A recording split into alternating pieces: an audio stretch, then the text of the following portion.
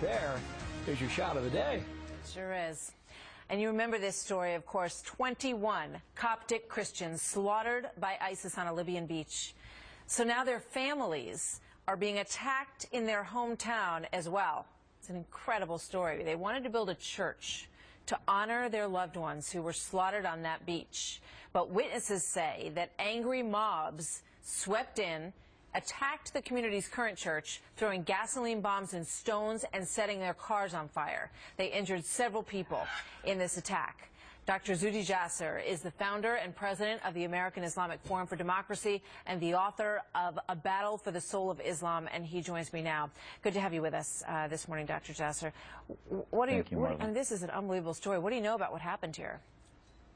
Well, it's just heartbreaking. I mean, if this community hasn't been terrorized enough, 13 of the 21 that were slaughtered savagely by ISIS in Libya were from this town of Al-Or, 125 miles south of Cairo on the Nile.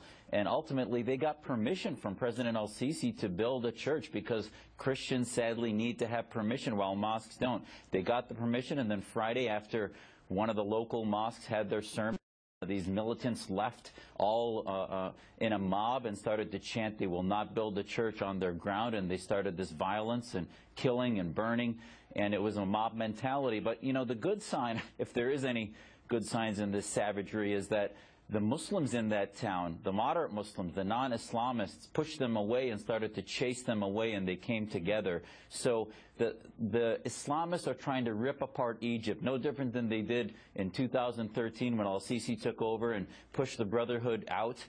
They tried to burn churches, over 20 different Coptic churches at the time, and they're trying to do it again in the name of ISIS, and it's being stopped. You know, you are pointing to a couple of rays of hope in this story, and I think it's really important to do just that, because it's quite clear that the people who killed those men on the beach want to eradicate Christianity from that entire region. So the thought of building a new church would be abhorrent to them, and they wanted to stop it. But gosh, the courage of the people who wanted to even build that church, because their lives were certainly put in danger by even wanting to do that, right?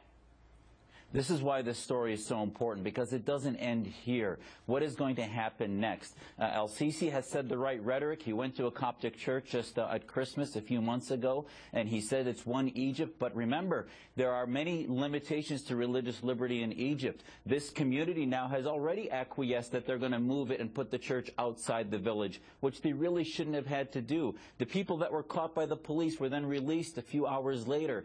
That shouldn't have happened. So the limitations are not only based from government impunity, but Sharia law, which prohibits the building of churches, and then this mob mentality needs to stop. And al-Sisi needs to not only be militant, draconian against the Brotherhood when they attack him, but why not be a little tougher against them when they attack Copts and try to rip apart Egypt? Yeah, that's not good news that these people were released from being held. It is good news that, as you say, the moderate Muslims in the area tried to protect the church builders and to allow them to do what they were trying to do. I'm curious what you think. It's a little off subject, but I wanted to get your reaction to this news that we will be supplying weapons again to Egypt, that door has reopened. What are your thoughts on that?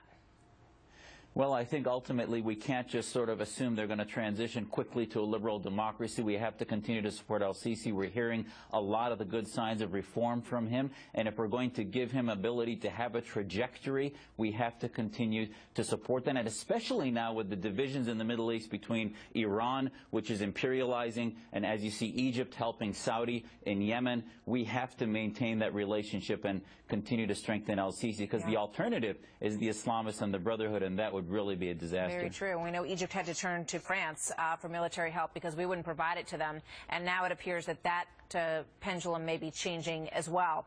Story to watch, to be sure. Thank you so much for being here, Dr. Jasser. Good to see you as always. Thank you, Martha.